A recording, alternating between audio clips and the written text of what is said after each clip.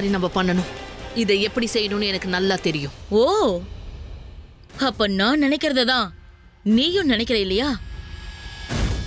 அதே தான் நினைக்கிறேன். முள்ளால தான் எடுக்கணும். பௌர்ணமி அன்னைக்கு பிறந்த அந்த சந்திரகாந்தாவை பௌர்ணமி அன்னைக்கே அழிக்கணும். அந்த பௌர்ணமி அன்னைக்கு தான் அந்த சந்திரகாந்தா பிறந்தா. அவளுக்கு அந்த மாய சக்தி இருக்குதுன்னா அந்த முழு பௌர்ணமி நிலவு அவளுக்கு வரமா இருக்கும். அமாவாசை இருட்டு அவளுக்கு அழிவை தரும். அன்னைக்கு மட்டும்தான் அவ முழுசா பலவீனமாயிடுவா. இங்க பாருங்க, இன்னைக்கு இருள் நிறைஞ்ச அமாவாசை இல்ல. ஆனா இன்னைக்கு ராத்திரிய நம்ம இருட்டாக்கணும். ஜெய் பவானி, இன்னைக்கு ராத்திரிக்குள்ள நிச்சயமா அந்த பொண்ணை பத்தின உண்மை வெளி வந்துரும். ஆனா அதுக்குள்ள ஏதாவது பெரிய ஆபத்து ஏற்பட்டுச்சுன்னா அந்த பொண்ணோட உயிரும் போயிடும் ஐராவதி. அப்படி போனா எனக்கு என்ன? எனக்கு அதை பத்தி கவலை இல்ல. நான் சாகணும்னு நினைக்கிறவ முதல்ல எனக்கு முன்னாடி சாகணும். அவ செத்துட்டான்னா அதுதான் என்னோட வெற்றி. அப்படி அவ சாகலன்னா அதுதான் அவளோட தோல்வி. எப்படியும் அவளை பத்தின உண்மையை தெரிஞ்சுக்கிட்டே ஆகணும்.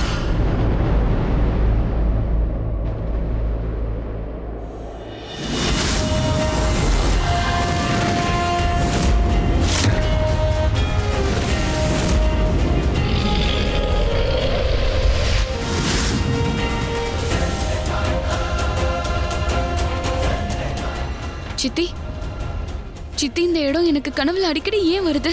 இந்த இடத்துல அப்படி என்ன இருக்கு? ஏன்னா இந்த இடத்துக்கும் உனக்கும் சம்பந்தம் இருக்கு சந்திரகாந்தா. இங்கதான் 21 வருஷங்களுக்கு முன்னாடி அவங்களுக்கு போட்டி நடந்துச்சு.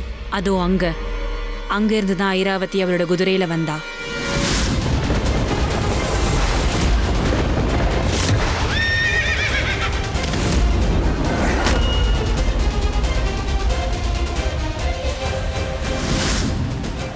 அதோ அங்க உட்கார்ந்து அவனோட பையன் வீரா அவ அம்மா ஜெயிக்கணும்னு கை தட்டிட்டு இருந்தான்.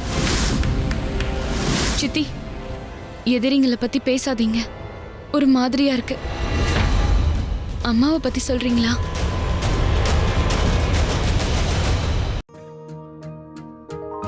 உன்னோட அம்மா ரத்னபிரபா என்னோட செல்ல அக்கா. ஒரு உண்மையான மனைவியா இருந்தவ. ஒரு நல்ல தாயாகவும் விரும்பினா. அதனால அவ தன்னோட மாயவாளோட சக்தியையும் பொறுப்புகளையும் அவ தியாகம் பண்ணா. உனக்காக, உன்னை நல்லபடியா வளர்த்த ஆளாக்க, நீ வளர்றத பார்த்து ரசிக்க. அவ மடியில உன்னை படுக்க வச்சு பாட்டு பாடி தாலாட்ட. ஒரு தாலாட்டு அது உனக்காக அவ தினமும் பாடுவா. அதை கேட்டதுமே நீ தூங்கி போயிடுவ. ஒன்னு தெரியுமா? பௌர்ணமி ராத்திரிகள்ல நீ முழு நிலா மாதிரி ஜொலிப்ப. ரொம்ப மகிழ்ச்சியா இருப்ப. ஆனா அமாவாசை ராத்திரிகள்ல நீ அழுதுகிட்டே இருப்ப. உங்க அம்மா ராத்திரி முழுக்க உனக்காக தாலாட்டு பாடுவா. ஆனா உன் அம்மாவோட தலையெழுத்த பாத்தியா? அவளால உனக்கு பேர் கூட வைக்க முடியல. உன்னை வளர்த்த அம்மா அப்பா தான் பேர் வச்சாங்க, சந்திரகாந்தா. என்னோட பேர் என்னவா இருந்தானே, எங்க அம்மாவோட பொண்ணு நான் தானே. ஒரு வாரிசா என் கடமையை நான் செய்வேன். எங்க அம்மாவோட அந்த வாக்கு நான் காப்பாத்துவேன். ஐராவதியை நான் அழிப்பேன். விஜயநகரத்துல வெற்றி கொடிய நாட்டுவேன். அப்போ வீரா, அவனை விட்டு கொஞ்சம் விலகியே இரு. உன் பார்வை அவன் மேல இருக்கட்டும். அந்த வீரா மூலியமா தான் ஐராவதியை அழிக்க போறோம். வீராவை கண்காணிக்கிறதும் ஐராவதியை கண்காணிக்கிறதும் ஒண்ணுதான்.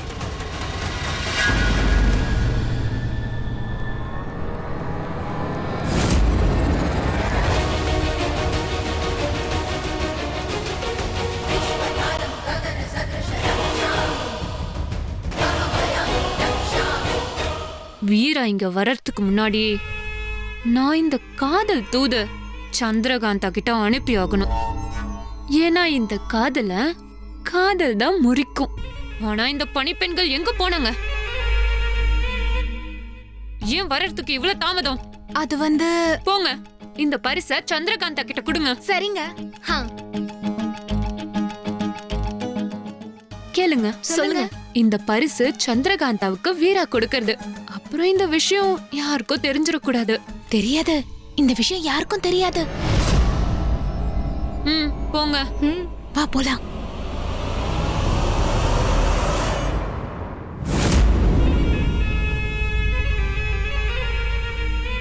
நான் அந்த பூ மாலையில விஷத்தை தெளிச்சிருக்கேன்.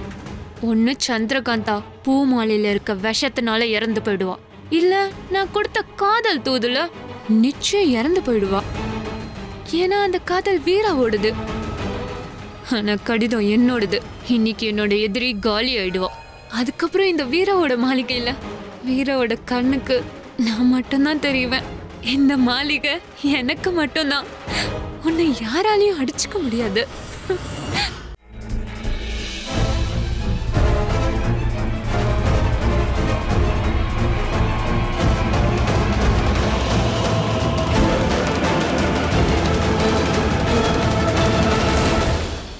சந்திரகாந்தா,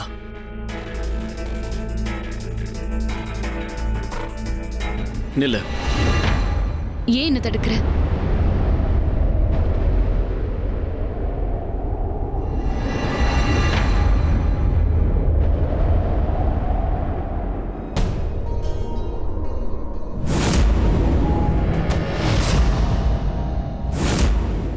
நான் இன்னைக்கு உங்ககிட்ட சொல்ல போற உண்மையை கேட்டு உன் இதயம் கண்டிப்பா நொறுங்கி போகும். ஆனா என்னோட இதயம் ஒரு ரணமாகும். நீ சொல்றது உண்மைதான். எங்க அம்மா சொல்றது தான் நான் செஞ்சுக்கிட்டு இருக்கேன். அவங்க சொல்றதை தான் செய்யறேன்.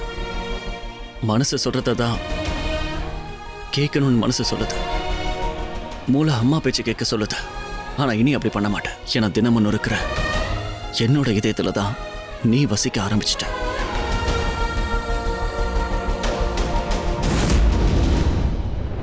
ஆமா, நான் உன்னை காதலிக்கிற மாதிரி முதல்ல நடிச்சேன். நான் உன்னை சந்திச்சப்போ உன்னோட உடம்புல வாள் சின்னத்தை பார்த்தேன். அதுக்காக தான் சூரிய நகரத்துக்கு வந்தேன். அந்த வாளோட சக்திகளுக்காக அம்மா தான் அனுப்பியிருந்தாங்க.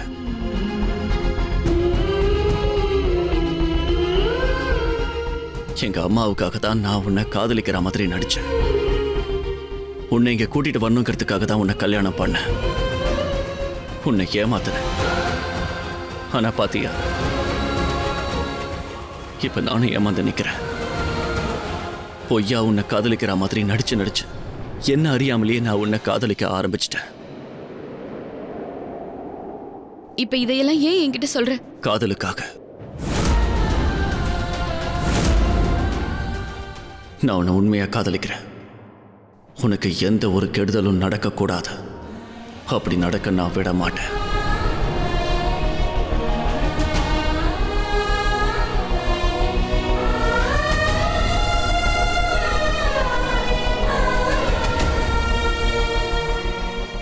நான் எப்படி நம்புறது? என்கிட்ட இருந்து அந்த மாயக்கத்தியை பறிக்கிறதுக்காக நீ போடுற புது நாடகமா இது? சொல்லு வீரா.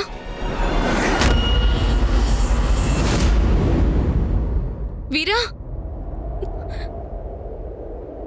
இல்ல, இங்க காதல் இல்ல, இல்லவே இல்ல. பார்க்காத,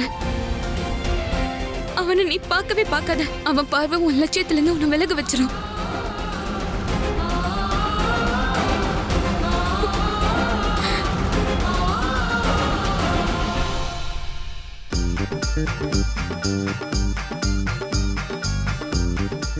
அது அங்க போறான்.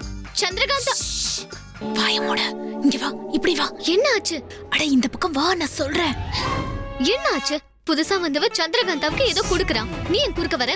குறுக்க வந்தவன் நான் இல்ல, அவதான் குறுக்க வரா. ஒரு காலத்துல நமக்கு பணி பெண்ணா இருந்தா, இப்ப நமக்கே போட்டியா வந்துட்டா. வீரவை எப்படியும் மயக்கிட்டா. நம்ம காதல் கனவு இப்படி கலைஞ்சிடுச்சு. யார சொன்னா? அவங்க ரெண்டு பேரும் மோதிக்கிட்டா நம்மளோட காதல் ஆரம்பிக்கும். நம்ம காதல் துளிர் விட போதா? ஆரம்பத்துல இருந்து சொல்லு. என்ன நடந்தாலும் நமக்கு தேவை வீரா. சரி சரி, சீக்கிரம் தர. இவ அவளுக்கு என்ன அனுப்பியிருக்கான்னு பார்க்கலாம். எடு பார்க்கலாம்.